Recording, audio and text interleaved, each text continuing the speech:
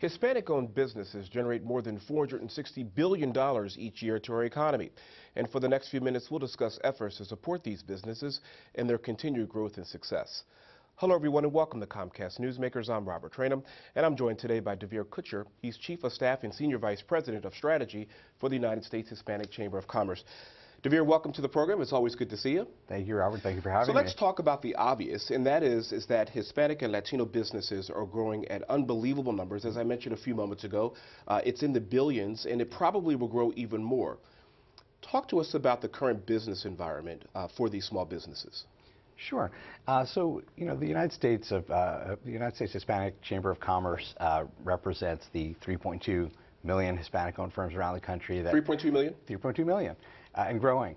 And together, as you mentioned, it's actually now closer to 486 billion. So It's grown tremendously even in the past year.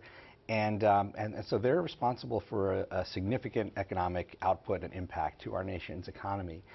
So we represent their interests, but also we do this through a network of 200 local local chambers of commerce and organizations and associations around the country. And we're joined in supporting these businesses by 250 corporate partners that are on board with the mission to help these businesses grow. So it seems like you're building together a coalition, a network of support, if you will, to be able to support these small businesses.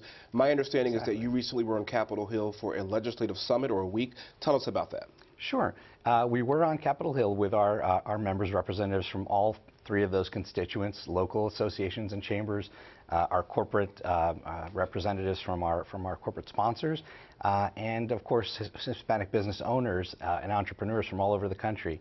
And the reason that we were on Capitol Hill was to make sure that the leaders of our nation and the legislative body, the regulators in this town, kind of understand the breadth and the impact of our constituents and the contributions that they're making to the American economy every single day. Sure.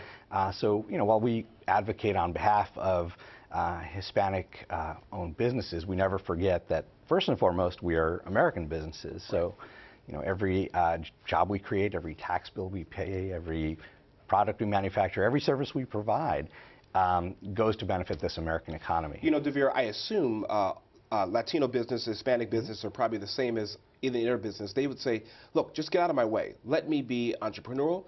Please release all this bureaucratic red tape. Let us do what we do and do very well. Silly question, but I have to ask it. Is there any difference between a regular small business and a Latino small business? On the face of it, really not much of a difference. Our businesses, our small businesses and large businesses face the same challenges and the same opportunities in many cases that any other business in this country faces. However, there are certain areas that are a little bit more challenging, and that's where we try to help. So as you mentioned, on the regulatory side, we want to make sure that we're working with our elected officials and the administration to remove barriers to business, remove some of that red tape, and have them really focus, and that's the reason we were here on Capitol Hill, is to help them focus on how do we make it easier to start a business, to keep a business running.